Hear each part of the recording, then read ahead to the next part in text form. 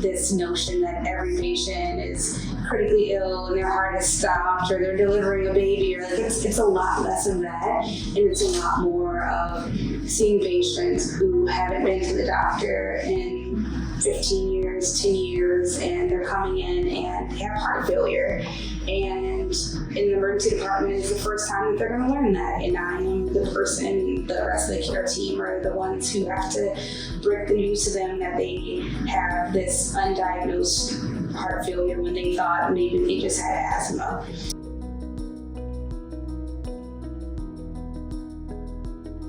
I think people should consider doing medicine because medicine's an art. It's not just about what you know clinically. It's not just about, how smart or how gifted and talented you are intellectually. It truly is a practice, a humanistic practice where you have the opportunity to change lives, where you have the opportunity to strengthen and fortify communities, and really provide valuable care that is life-changing.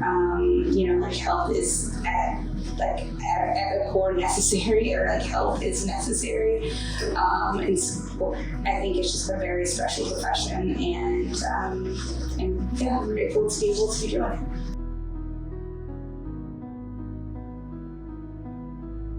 I'd say first steps would be finding a good mentor. I think especially within going to healthcare, having someone who is at least 4 years down the line, 5 years ahead in the process is really helpful.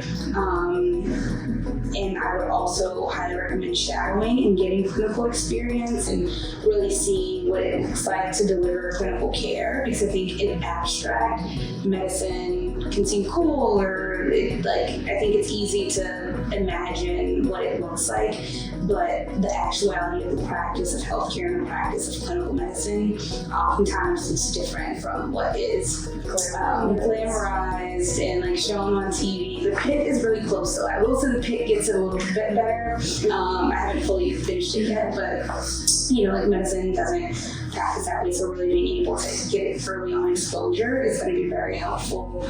Not only in knowing more what you want to do in medicine, or if you where you want to fit in healthcare, because healthcare is such a broad term. I mean, there are speech pathologists, there are physical therapists, there's occupational therapists, there's nurses, there's doctors, there's PAs. So really being able to see how all of those different fields kind of fit into one to execute clinical care I think is helpful to know early on.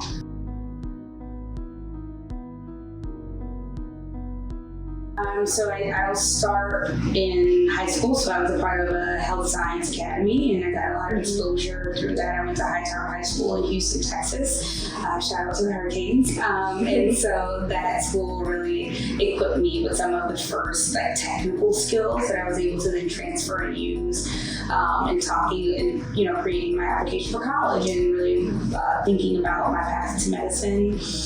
In college, I'd say the QUESTBridge Scholars Program has been monumental for me as a low-income student. Being able to have college paid for truly changed the trajectory of my life and my opportunities. To be able to attend university without the financial strain and burden really opened so many doors and opportunities for me.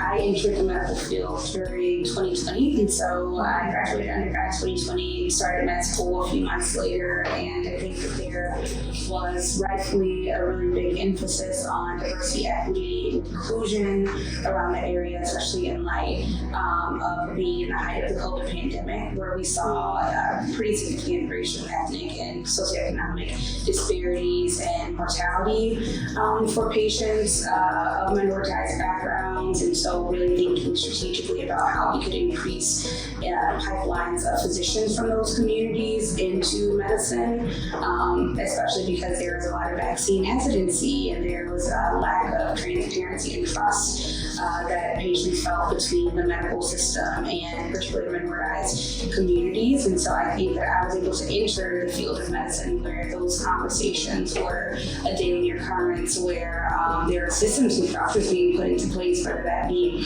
more investment in pathway programs, where universities were spending money to have programs where they brought high school students onto campus and college students onto campus in order to give them research skills and expose them to medical professionals. Those were things that I was all able to engage with in my time in med school.